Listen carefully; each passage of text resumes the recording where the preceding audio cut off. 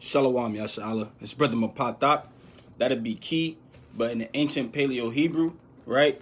And I titled this video, The Angels Encampeth Round About Those That Fear the Lord, man. Right? And, hey, man, you constantly got angels around you if you fear the Lord, if you keeping the commandments, if you love the Lord, if you have faith in his only begotten son, Yahushua, you constantly have the angels around you, man. Right? And they're always protecting you, right? You probably was about to get, probably turned the corner and almost got hit by a car. You was 1 inch away, man. Right?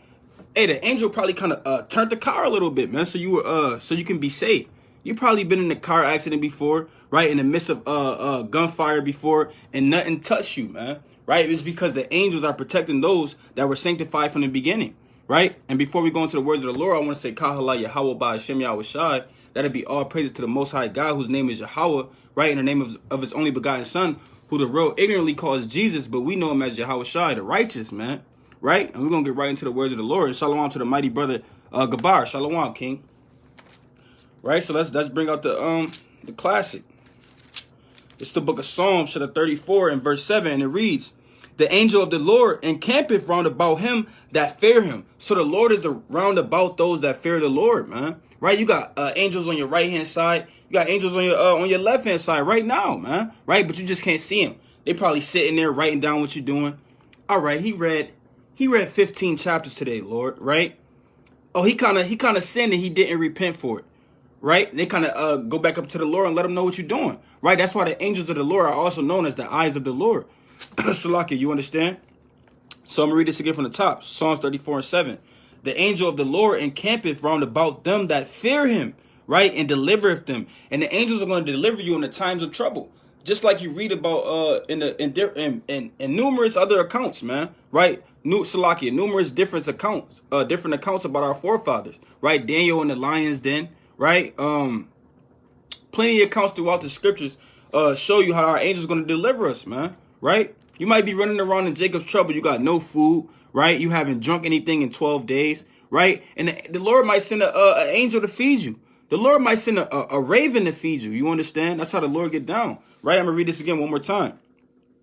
"The angel of the Lord encampeth round about them that fear him and delivereth them." Right? The Lord got the angels encamped round about those that fear him, and they're going to deliver you. Right? So let me get this real quick. Because, hey, it's probably angels right now on my left-hand side. It's probably a tall angel standing behind me right now. But I wouldn't know it. Right? Check this out.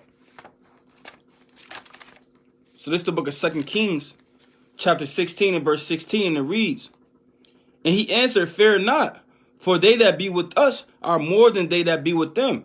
And this is Elijah talking about the angels, right? And it says, Salaki, this is Elisha. And it says, "And Elisha prayed and said, Lord, I pray thee, open his eyes that he may see.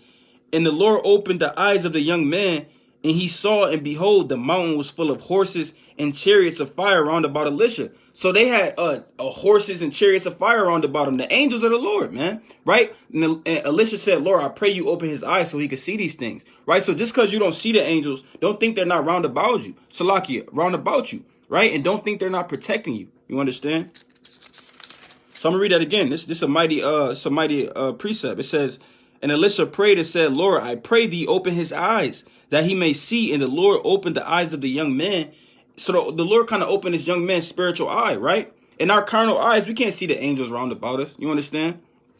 But it says, "And the Lord opened the eyes of the young man, and he saw, and behold, the mountain was full of horses and chariots of fire round about Elisha." And they had chariots all around them, right? And brothers got to know that even when you out there doing the work on the highways and byways, there's a lot of tumults going on, right? A lot of folly going on, a lot of wickedness, man. Know that you always got the angels round about you. You got some brothers that go out there by themselves, man, and they fearless because they know they got the Lord with them. They know they got the angels with them. You got some men that go out there with just 2 men, right? And they're fearless, man. Right? They go out there and teach their people with only 2 men, right? And they know they got the angels with them. So it's nothing you got to fear when you know you got the angels of the Lord round about you. Because they're going to protect you. They're going to deliver you. They're not going to let anything happen to you, man. Right? Let's go into the book of Psalms, chapter 91. So this is the book of Psalms, chapter 91 and verse 11. And it reads, this whole chapter is heavy, man. But right, we're going to get straight to the point. The Psalm 91 and 11. For he shall give his angels charge over thee to keep thee in all thy ways. So the Lord got angels round about you that he's gonna give charge over you to keep you in all your ways, to make you're safe everywhere you go, man. They're constantly walking with you, man. Right? I'm gonna read it again. For he shall give his angels charge over thee to keep thee in all thy ways. You know how many times in a row you were probably nigh unto death? Probably even in this truth, you were probably an inch away from death, an inch away from getting shot, an inch away from being in a fatal car accident, man. Right? You were only an inch away and you got out of that thing. And that's probably was the angels of the Lord, because you were preordained to be saved, right? You were preordained to be sanctified. You understand, from the foundations of the world. So the Lord wasn't going to let not a hair of your head kind of fall, man, kind of be damaged, kind of be destroyed, right? Because the angels were always protecting you, right? Let's go into the book of 2 Maccabees, Salakia. 2 Maccabees, chapter 15 and verse 23. Right? And you gotta have faith, right? A lot of people, they hear these scriptures coming out, they like, I don't see the angels, so I don't believe it. Right? You got that Thomas spirit, right? I gotta see it to believe it spirit, man. Right? Real quick, let me get this. Let me get this real quick, because a lot of people don't believe in angels. They don't believe that the Lord got the angels protecting them, right? I don't see it, right? So let me bring this out. This is the book of St. John, chapter 20 and verse 24, and it reads, But Thomas, one of the 12, called Didymus, was not with them when Yahushua came. So this is going into when Yahushua showed himself unto his apostles after he rised up from the dead, right? And it says, the other apostles, Salakia, the other disciples therefore said unto him, We have seen the Lord. But he said unto them, Except I shall see his hands in the print of the nails, and put my finger into the print of the nails, and thrust my hand into his side, I would not believe. So you had this brother who kind of like, man, except I see a sign, right? Except I see Yahushua in the flesh, I'm not going to believe, man, right? So that's that's the spirit of a lot of our people in today. I don't see the angels, so I don't believe it. I don't believe the Lord have angels around me protecting them, right? Because you don't see it, right? But check, this is what Yahushua said, right? And it says, And after 8 days, again his disciples were within, and Thomas with them. Then came Yahushua, the doors being shut, and stood in the midst, and said, Peace be unto you. Then said he to Thomas, Reach hither thy finger, and behold my hands, and reach hither thy hand, and thrust it into my side, and be not faithless, but believing. Right? So you got to have faith that the Lord got the angels protecting you, man. Right? And shalom to the mighty brother Matatua. Right? So you got to have faith that the Lord got these angels around you, man. You got to have faith in the things that's not seen, man. Right? That's what faith is. Right? And it says, And Thomas answered and said unto him, My Lord and my God. Yahushua said unto him, Thomas, because thou hast seen me, thou hast believed. Blessed are they that have not seen and yet have believed. So blessed are those that believe in Yahushua, even though they've never seen Yahushua. Blessed are those that believe in the Most High God, even though they've never seen the Most High God. Blessed are those that believe that his angels encamp round about them, even though they can't see the angels. You understand? Blessed are those that believe they can inherit the kingdom of heaven, even though they haven't seen the kingdom of heaven, right? They haven't seen streets made of gold. You understand? Right? So we got to believe these things, even though we can't see them. Let me get one more quick precept dealing with faith, right? Classic. It's the book of Hebrews, chapter 11 and verse 1, because this is literally what faith is, right? It says, Now faith is the substance of things hoped for, the evidence of things not seen, right? So you got to have faith. That's literally what faith is, the substance of things hoped for and the evidence of things not seen, right? So even though we haven't seen these things, through faith, we have to believe that they exist. You understand? So let's go into the book of 2 Maccabees 15, right? So this is the book of 2 Maccabees, chapter 15 and verse 23, and it reads, Wherefore now also, O Lord of heaven, send a good angel before us, for fear and dread unto them, right? And this is dealing with Judas. This is dealing with Judas, man, right? When Nicanor and the damn heathen were coming up against him and his servants to war, man, right? This is how much Judas, Salaki, this is how much faith that Judas Maccabeus had, man, right? I'm gonna read it again. He said, Wherefore now also, O Lord of heaven, send a good angel. So he had faith that the Lord could send down a good angel to help them Salakia. What's the word I'm looking for? To help them persevere in this war, man. Right? He said, Wherefore now also, O Lord of heaven, send a good angel before us, for a fear and dread unto them. So how many of us in the last days have so much faith that we could not be eaten, right? The heathen could be coming up against our household. You understand? And we can ask the Lord, hey, Lord, please send down the angel from heaven to deliver me, Father. Right? How many of us going to have faith in the last days that the Lord will really send you an angel to deliver you, man? Right? Send forth an angel to protect you, man. Right? That requires a lot of faith for Judas Maccabees to say these things, man. Right? I'm going to read it one more time. 2 Maccabees 15:23. Wherefore now also, O Lord of heaven, send a good angel before us for a fear and dread unto them, man. He said, send a good angel before us for a fear and a dread unto the heathen, man. Right? Let's go into the book of Baruch, chapter 6 and verse 7. Right? That's a mighty account. Right? So this is the book of Baruch, chapter 6 and verse 7. And it reads, for my angel is with you. Right? Let me start from 6, right? This is Baruch 6 and 7, right? And it reads, but say ye in your hearts, Salakia, but say ye in your hearts, O Lord, we must worship thee. Right? So we should all be saying this thing in our hearts. We got to worship the Lord, man. Right? That should be the main meditation of our hearts. Worship and magnify the name of the Lord. Right? In verse 7, this is the point I want. For my angel is with you. So the Lord said his angel is with you, man. Right? And it says, and I myself caring for your soul. So the Lord got his angels with you, man. They protecting you. They guiding you. Right? You understand? They're gonna guide you in the path of truth and in righteousness, man. Right? Let's go into the book of Tobit, chapter 5. Right? So this is the book of Tobit, chapter 5 and verse 21.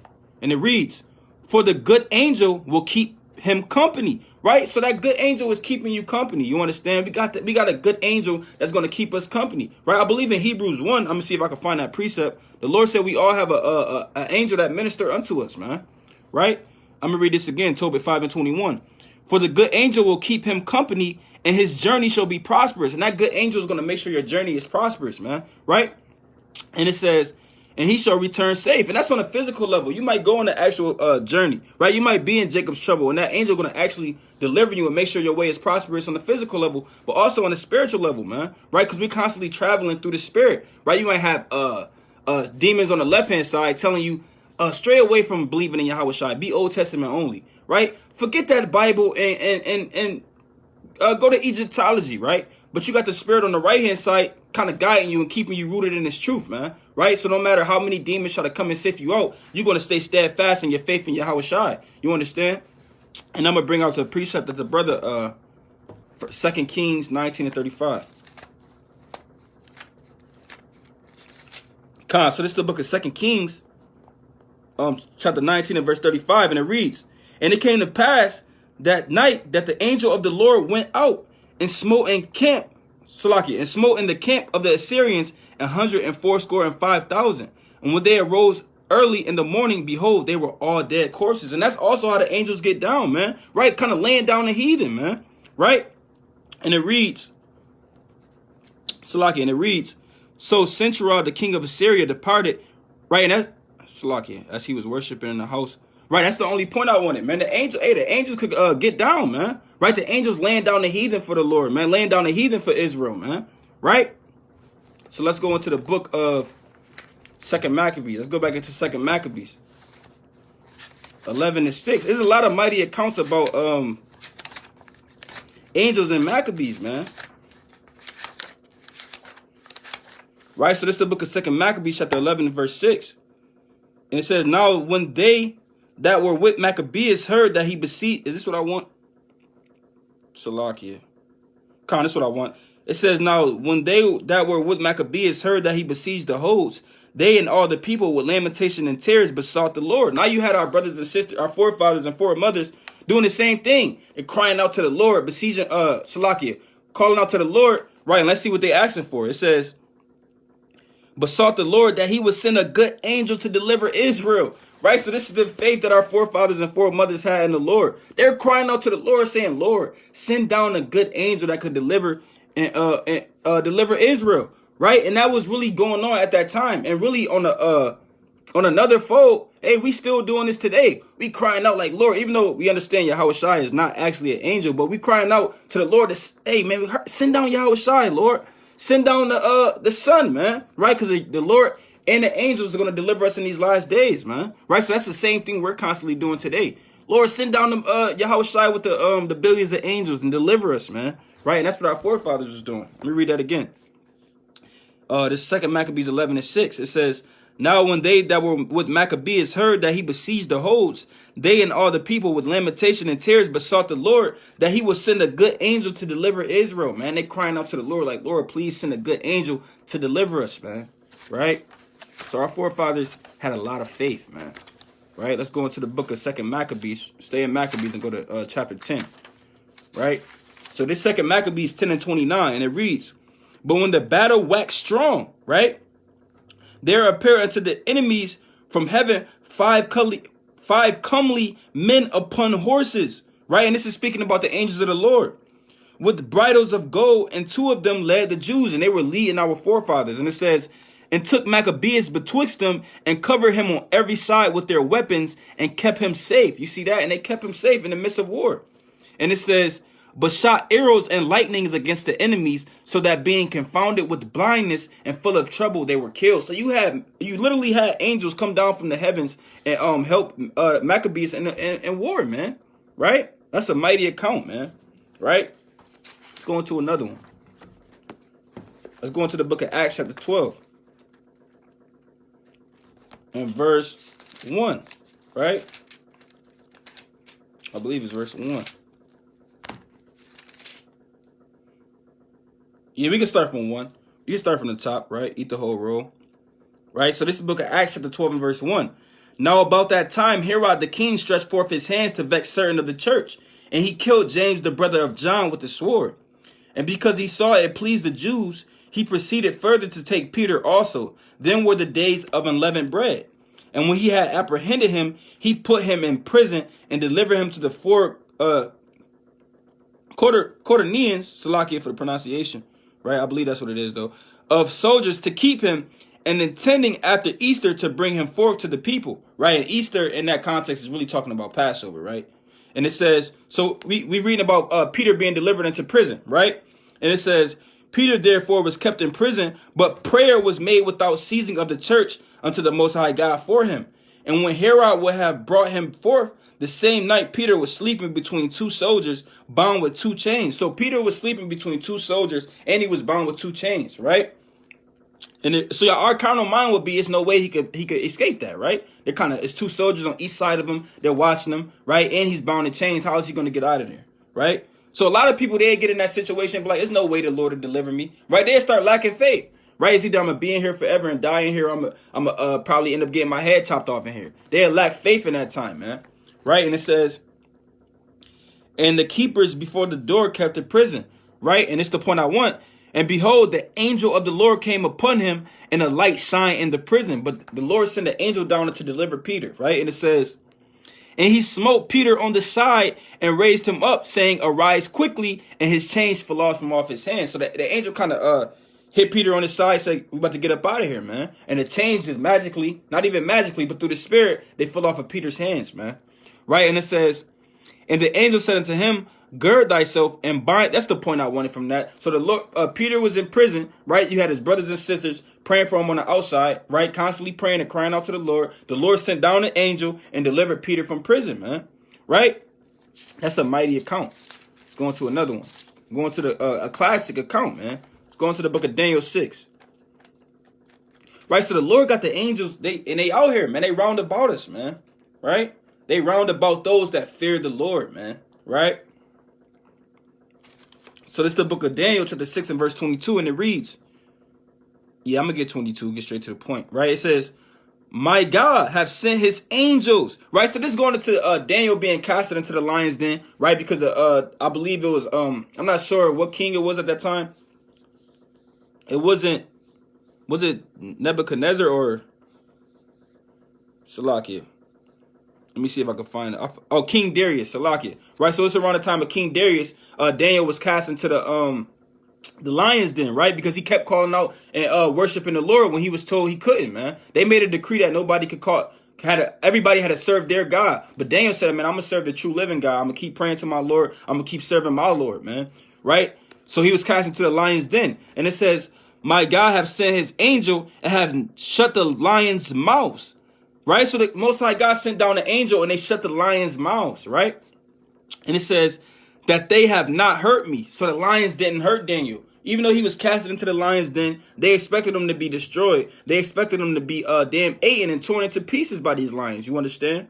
Right? But I'll read it again from the top. It says, my God have sent his angel and have shut the lion's mouth, that they have not hurt me. For as much as before him innocency was found in me. Right? And that's a heavy point too. Because Daniel was found innocent in the eyes of the Lord. That's why the Lord protected him. Right? So the Lord not going to just protect a lukewarm brother, right? That's still kind of not really serving them, not giving their heart to this thing, that don't really fear the Lord. That's why in Psalms 34:7, it tells you that the angels encamp around them that fear the Lord, right? Because that's what Daniel said, for as much as before him, innocency was found in me, right? Because so Daniel was found innocent in the eyes of the Lord.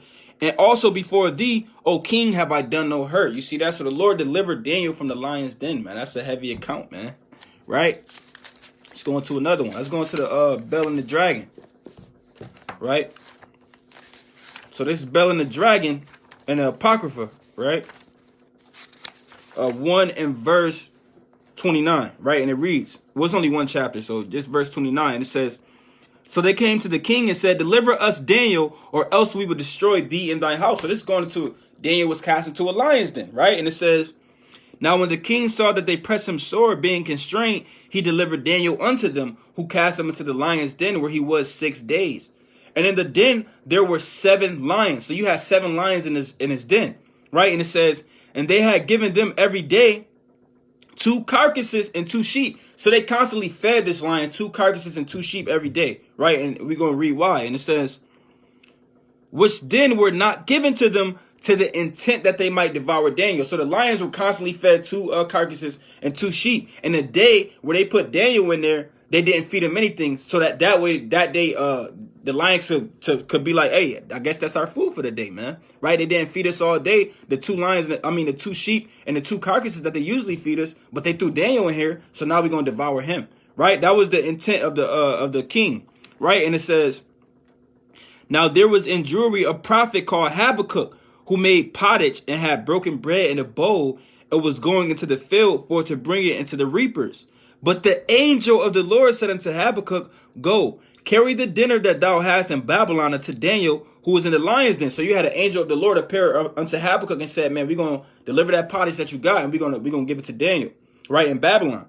And it says, and Habakkuk said, Lord, I never saw Babylon. So Habakkuk kind of confounded. He like, hey, I never saw Babylon, man, right? And it says, neither do I know where the den is, right? But check this out. It says, then the angel of the Lord took him by the crown. So the angel of the Lord kind of took him by the crown, right?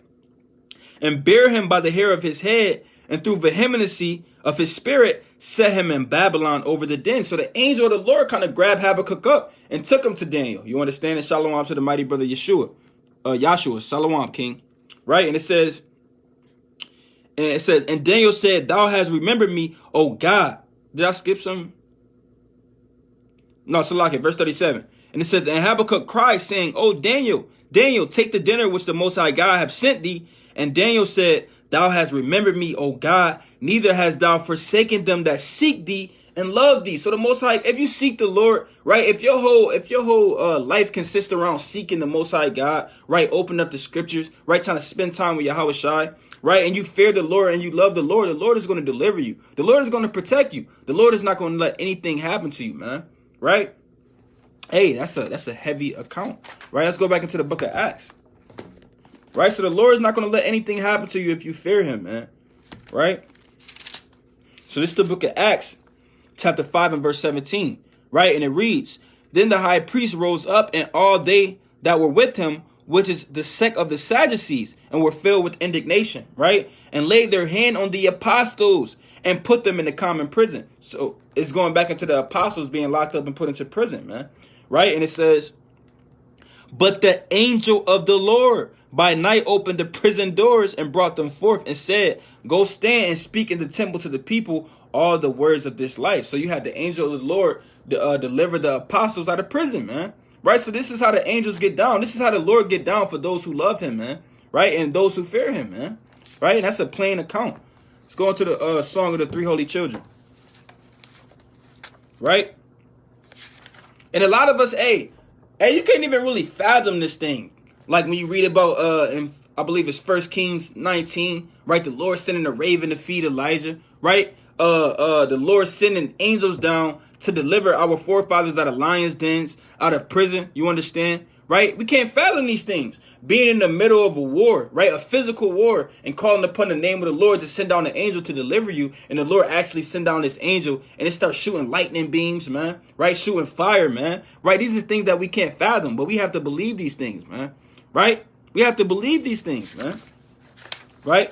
But the carnal mind can't fathom these things. The spiritual mind, they can see it, man. They can have faith in it, and they believe that it's true. But the carnal mind, they're not going to be able to fathom such things, right? Let's go into the just to touch on what I just said, Salaki. Let me bring out something real quick, just to touch on what I just said, right? Just through the Spirit. This 1 Corinthians chapter 3 and verse 1.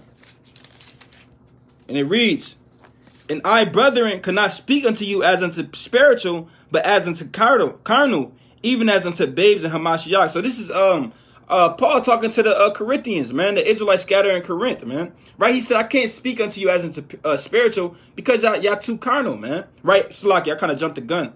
Right? I'm going to read it again. It says, "And I, brethren, cannot speak unto you as unto spiritual, but as unto carnal, even as unto babes in Christ. I have fed you with milk and not with meat, for hitherto you were not able to bear it, neither yet now are ye able." So Paul couldn't go into some of the Corinthians and just start talking about the angels, right? And all of these things, right? Certain spiritual things, because they were too carnal. They weren't going to be able to bear it. They might listen, but they might, deep down in their hearts, they might be like, an angel delivering Maccabees, right? Angels cracking the sky and delivering us, right? They probably weren't going to be able to bear it because they were carnally minded. You understand? So that's what Paul was dealing with the Corinthians, right? So let's go to the Songs of the Three Holy Children, right? Chapter 1 and verse 23, or the prayer of Azariah. Salakia, bear with me. Right? So this Songs of the Three Holy Children, verse number 23. Verse number 23, and it says, "And the king's servants that put them in cease not to make the oven hot with rosin, pitch, tow, and small wood." So this is going into Shadrach, Meshach, and Abednego being cast into the fiery furnace. You understand? Right? For the same reason that Daniel was cast into the lion's den, because they kept magnifying the name of Yahweh and they didn't want to serve any false gods. Right? And it says, verse 24, "So that the flame streamed forth above the furnace 49 cubits," right? So that's how much flames were in there, right? And it says, "And it passed through and burned those Chaldeans it found about the furnace." So the fire passed through and it burnt the damn heathen that were trying to kill him, man. Right? But check this out. And it says, "But the angel of the Lord came down into the oven together with Azarias and his fellows." So you had an angel of the Lord come down in the midst of the furnace with Shadrach, Meshach, and Abednego, right? And it says, Salakia. And it says, "And made the midst of the furnace as it had been a moist whistling wind, so that the fire touched them not at all, neither hurt nor troubled them." Right? So the fire touched them. They were in a fiery furnace. You understand? They were inside the furnace, right? And it was on fire heavily, man. Right? And it didn't touch them at all. You understand? But it killed some of the heathen that were outside of the furnace that tried to kill them, man. Right? So that's how the Lord get down, man. Imagine being casted into a furnace, man. Right? You might think it's over. But our forefathers, they were so mighty in faith, man. They believed that the Lord could deliver them. And even if he wasn't, they basically said, man, if this is our lot, we're going to die. But other than that, man, the Lord is going to deliver us. Imagine being cast into a furnace right now, man. Right? Is you going to have that faith to be like, hey, it is what it is, man. Right? It's either I die for the Lord or the Lord is going to deliver me, man. Right? Or are you going to wax faint, man? Right? So that's why we got to go through these accounts, man. Right? Let me get this real quick in Sirach 2 through the Spirit. This is Sirach chapter 2 and verse 10. "Look at the generations of old and see, did any ever trust in the Lord and was confounded?" So that's a rhetorical question. When you look throughout the generations of old, when you go through all the accounts of our forefathers, when you get into the scriptures and eat this thing up, you will see that none of our forefathers that trusted in the Lord was confounded, man. Right? So it says, did any ever trust in the Lord and was confounded? Or did any abide in his fear and was forsaken? Or whom did he ever despise that called upon him? These are all rhetorical questions. Nobody that abided in the fear of the Lord were forsaken, man. And nobody that called upon him was forsaken. You understand? right? So that's why we got to get in here and eat up this word, because this is ultimately how you're going to build your faith. Because you're going to look at it like, okay, this is how my forefather got delivered from this. When my forefather went off and did this, he repented like this. He kind of put on a sackcloth, right? Kind of put damn ashes on his head. You had Esther, right, that put dung on her head and humbled herself before the Lord. That's why we have to read the scriptures and see how our forefathers deal with certain situations, man, right? And how the Lord delivered them in these situations, man. Right? Let me get one more precept on that. So this is the book of Romans chapter 15 and verse 4, and it reads, whatsoever things were written aforetime were written for our learning, right? So all these things that were written aforetime were written for our learning, right? Now you learn what pleases the Lord, what displeases the Lord, right? And various different things, man, right? And it says, for whatsoever were written aforetime were written for our learning, that we through patience and comfort of the scriptures might have hope, right? And through patience and comfort of the scriptures, you're going to have hope in this thing. You understand? So it's important to get in here and read these accounts, right? Let's go into another one. Let's go into get a couple more. Let's go into 2 Chronicles 6 and 9. Let me get this real quick in Sirach 34, right? It's the book of Sirach chapter 34 and verse 16. For the eyes of the Lord are upon them that love him. He is their mighty protection and strong stay. And the eyes of the Lord represents the angels, right? It says the eyes of the Lord are upon them that love him. He is their mighty protection and strong stay. The Lord is our mighty protection and strong stay, man, right? And it says a defense from heat, right? And that heat represents destruction, right? Tribulation, right? And cover from the sun at noon. And when the sun at noon is when it's at its highest peak. So that just represents destruction and tribulation at the highest point. You understand? Right? And it says a preservation from stumbling, right? And in help from falling. He raiseth both the soul and lighteth the eyes. He giveth help, life, and blessing, right? All these things come from the Most High God, Yahweh Ba'ashem Yahushai, right? And let me get another one. Let's get another one, right? Let's go into the book of Revelation, chapter 22. Let me get this real quick in Hebrews 1. Right, because I think I quoted it earlier, but I didn't bring it out. So this is the book of Hebrews, chapter 1 and verse 13. And it reads, But to which of the angels said he at any time, sit on my right hand until I make the enemies thy footstool? Right? But this is the point I want, verse 14. Are they not all ministering spirits sent forth to minister for them who shall be heirs of salvation? So that's what the angels are, man. They're ministering spirits that minister unto those that's preordained to have salvation. You understand? So that's a heavy point. That's literally what the angels do. They minister unto the chosen ones, man. They minister unto the elect. You understand? So like, I'm gonna get one more. I'm gonna close out, right? So this is the book of Revelation, chapter 22 and verse 12, right? And it says, and behold, I come quickly. And this red letter is our Lord and Savior, Yahweh Shai speaking.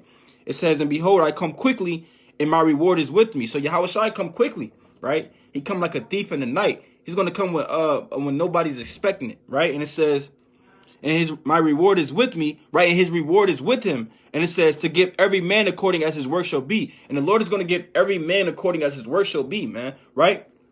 So that's why you want to do as much as you can to magnify the name of the Lord, man, right? Because everybody's going to be given according as their work shall be. So if you kind of got brought into this harvest, right, and you barely sowing, right, you kind of just sitting around in the damn vineyard, man. You're not doing no sowing, right? You're not loving your brothers, right? You're not magnifying the name of the Lord, right? You're not doing no teaching, right?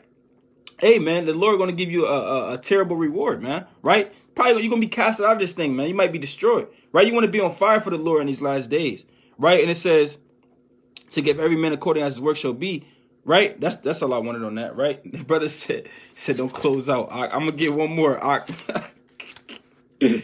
Right? So this is what we want to be doing in these last days, right? This is the book of 2 Peter, right? The classic, chapter 1 and verse 10. Wherefore the brethren, give diligence to make your calling and election sure, right? So we got to be diligent, right? Fervent in the spirit in these last days to make our calling and our election sure, man, right? For if you do these things, you shall never fail, man. If you give diligence, man, if you fervent in the spirit, you're not slothful in business, man, right? The Lord said you should never fail, right? And we got to believe these things, man, right? So don't take this mercy and the grace that we got through the death of Yahweh Shai, through the blood of Yahweh Shai for granted, man. The Lord allowed you to come into this truth, man. He showed you all these beautiful things through the spirit of wisdom and hey, man, and you taking it for granted, man. Right? You're not really serving the Lord, man. Right? You're not doing all that you could to magnify the Lord. You're making excuses for why you can't be doing the work how you should be doing it, man. Right? It can't be no excuses in this thing, man. We got to go hard for our Lord, man. We got to go hard for our nation, man. Right? And with that, I want to say shalom, right? I want to give all praises, honor, and glory to the Most High God, Yahweh, in the name of His only begotten Son, Yahweh Shai, right? Lord willing, this was edifying to brothers and sisters that's watching it and that's going to tune in later, right? Lord willing, Lord willing, it uplifted a brother or sister in the spirit, man, right? And with that, I love y'all, Yasha Allah, shalom, kum yashallah.